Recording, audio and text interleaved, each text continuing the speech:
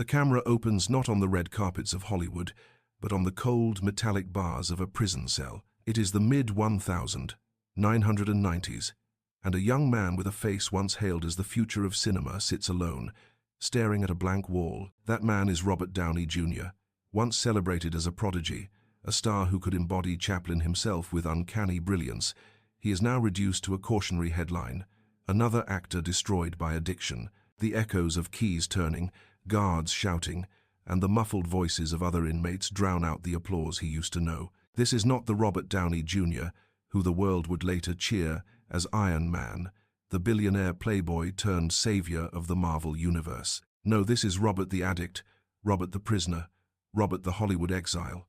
He had everything: talent, charm, recognition, and he lost it all to a war against himself. His mugshots circulated more than his movie posters. His name was whispered in the past tense, as if he were already gone. In an industry that feeds on reinvention, Robert seemed like the rare exception, someone beyond saving, too deep in the abyss to ever climb out. Studio executives labeled him box office poison. Directors crossed his name off casting lists. Even his friends admitted, with sadness, that the Robert they once knew had disappeared. He wasn't just out of work, he was out of chances. And yet, life is strange. Sometimes the very place that feels like the end becomes the beginning. Behind those prison walls, amid the silence and humiliation, Robert Downey Jr. was unknowingly standing at the doorway of his rebirth. Years later, the same man who shuffled through courtrooms in handcuffs would walk onto the stage of the world's biggest premieres, redefining not only his career, but what it means to fall and rise again. But how? How does a man written off as dead to Hollywood transform into one of the most beloved actors of his generation? How does the face of failure become the armored face of a global franchise? This is the tragedy and triumph of Robert Downey Jr., a story that begins not with a superhero suit, but with the clang of prison bars.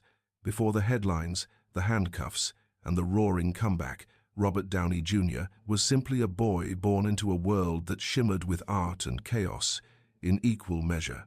He entered life on April 4, 1965, in Manhattan, New York City, the son of Robert Downey Sr., an avant-garde filmmaker, and Elsie Ann Ford, an actress. Creativity was in his blood, but so was turbulence. His home was not a quiet refuge. It was a film set, a playground, and at times, a battlefield. Robert Downey Sr. was a rebel artist, known for experimental films that defied convention. Yet behind the lens, he battled his own demons, particularly drugs. In that household, marijuana was as accessible as breakfast cereal, and the line between adulthood and childhood was blurred. When Robert Jr. was only 6 years old, his father introduced him to marijuana. It wasn't just a parental mistake, it was the beginning of a cycle. The boy who should have been running through playgrounds was instead running through smoke-filled rooms, absorbing habits that would later haunt his career. Despite the dysfunction, Robert Jr. had a gift. He was a born performer. By the age of 5, he appeared in his father's film Pound, portraying a puppy. From then on, acting wasn't just an option, it was destiny. His wide, expressive eyes and innate ability to mimic emotions made him magnetic on screen. Teachers noticed it, casting directors noticed it, and soon, the boy began to dream of Hollywood as more than just his father's playground. But life was never simple. His parents divorced when he was 13, tearing his fragile world apart. Robert went to live with his father in Los Angeles, but the bond was complicated, more like two troubled friends than father and son. At the same time, he struggled with school, drifting between institutions, eventually dropping out of Santa Monica High School to pursue acting full-time. The decision wasn't reckless. It was almost inevitable. Acting was the one stable thing in his unstable world. Even in his teenage years, Robert Jr. radiated charisma. He joined the famous Brat Pack era, surrounding himself with other young, promising actors like Molly Ringwald and Emilio Estevez. Yet behind the glitter of that rising youth scene, his old companion, the shadow of substance use, never left him. The habits he learned as a child followed him into adulthood, lying in wait beneath the surface of his growing fame. Robert Downey Jr.'s childhood was a paradox, a world where art and addiction shared the same stage, where applause echoed alongside arguments, and where love was tangled with neglect. This was not the story of a boy with a perfect start. It was the story of a prodigy whose foundations were already cracked. And like every crack in a wall, those fractures would spread, threatening to bring the whole house down. What the world didn't yet know was that the boy who seemed destined for greatness was already carrying the seeds of his own destruction. His childhood wasn't just a beginning, it was a warning.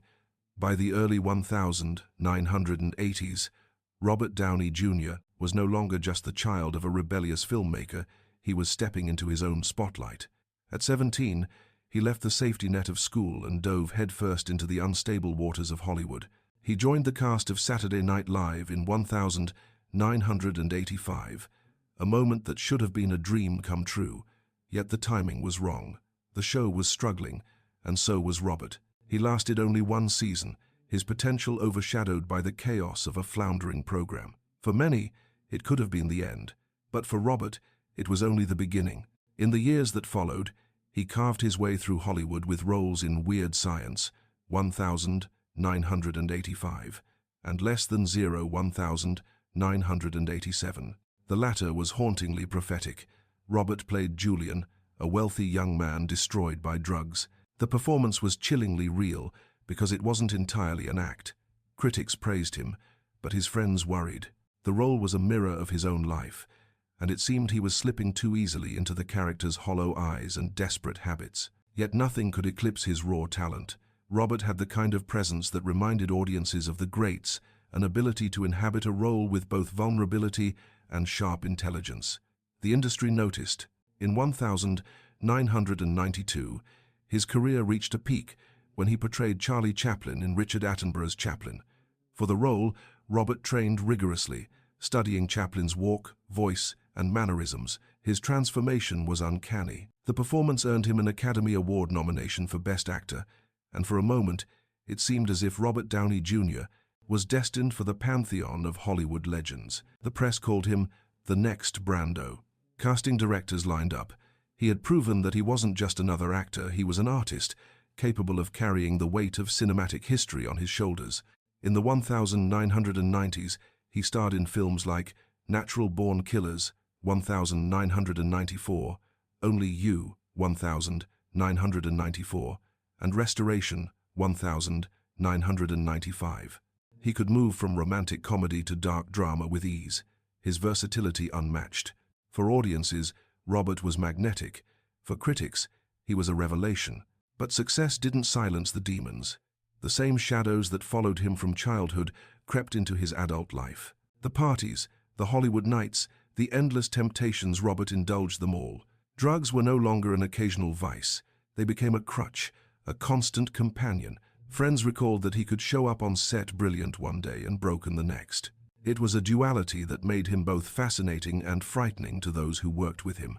By the mid-90s, his career seemed unstoppable, but behind closed doors, cracks were spreading. Hollywood is a place where excess is often excused if the talent is dazzling enough, and Robert was dazzling. Yet the whispers grew louder. Could he sustain this?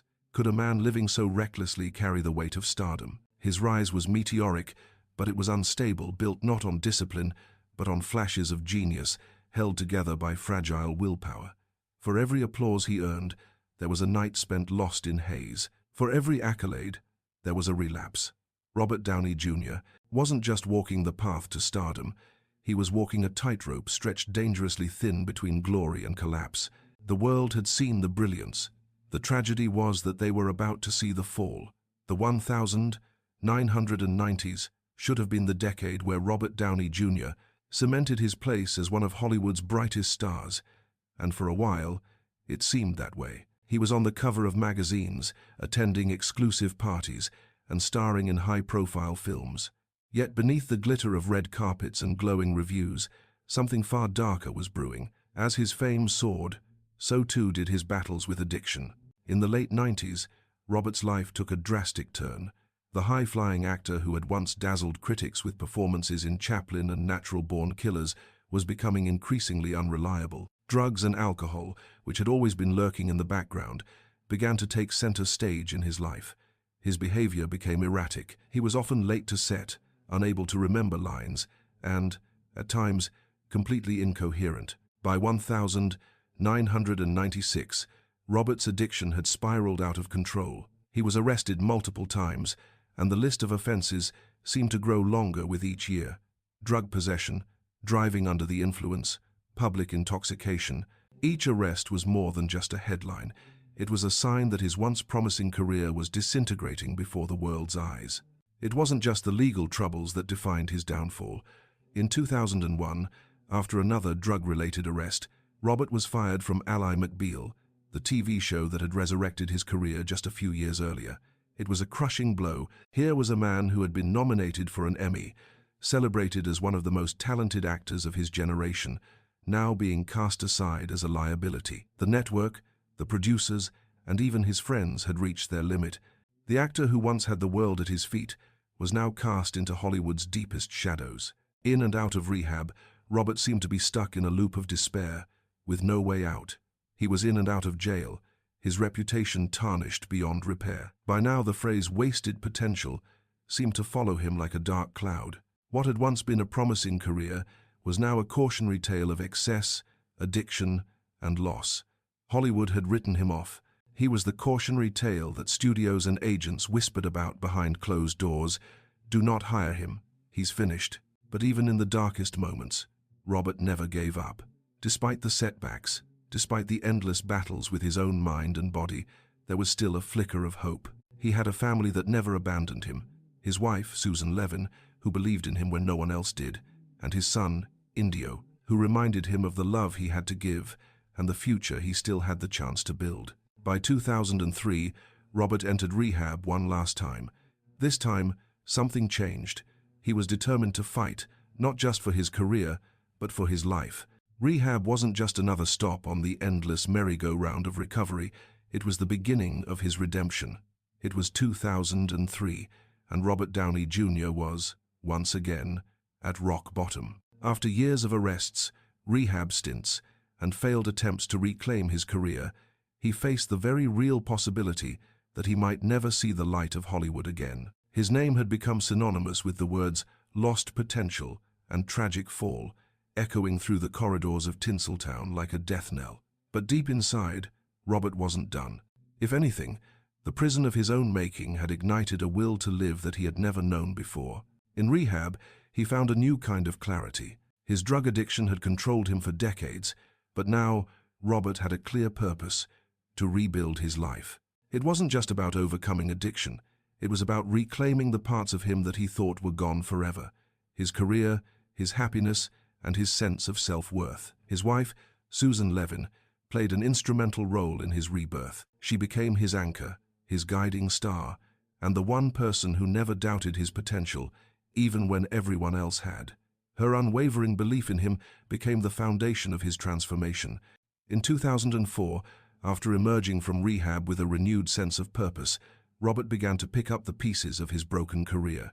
The Hollywood doors that had once slammed shut were creaking open again, but this time, Robert was not the same man who had been discarded just a few years earlier. He was focused, humble, and determined to prove that the old Robert Downey Jr. was dead, replaced by a man who had learned the hardest lessons life had to offer. It wasn't long before the industry started to take notice of Robert's transformation. Small roles followed. Kiss Kiss Bang Bang 2005 was a notable turn, reminding audiences of his electric presence. It wasn't a massive hit, but it showcased a grounded, more mature Robert, one who was no longer chasing fame or validation, but simply letting his raw talent speak for itself. He had shed the reckless star persona of his past, and in its place was an actor who had something to prove, not just to Hollywood, but to himself. Then came the game changer.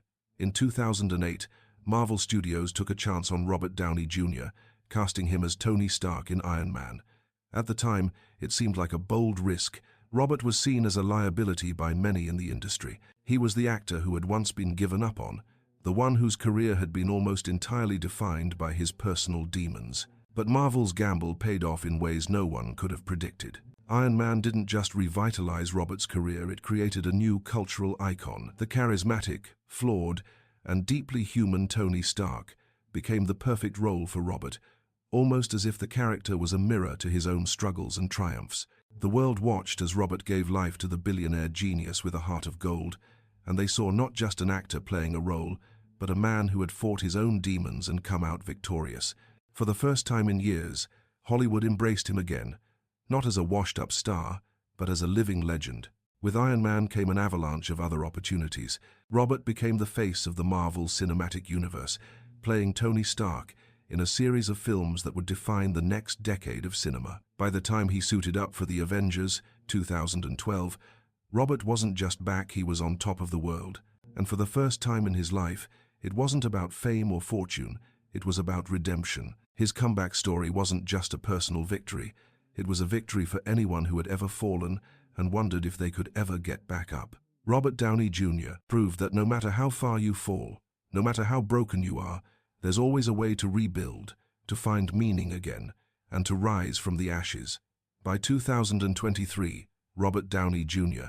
had not just solidified his place in Hollywood, he had redefined what it meant to come back from the brink. His journey from the depths of addiction and despair to the peak of Hollywood superstardom had become a symbol of resilience, redemption, and the power of second chances. He wasn't just Tony Stark.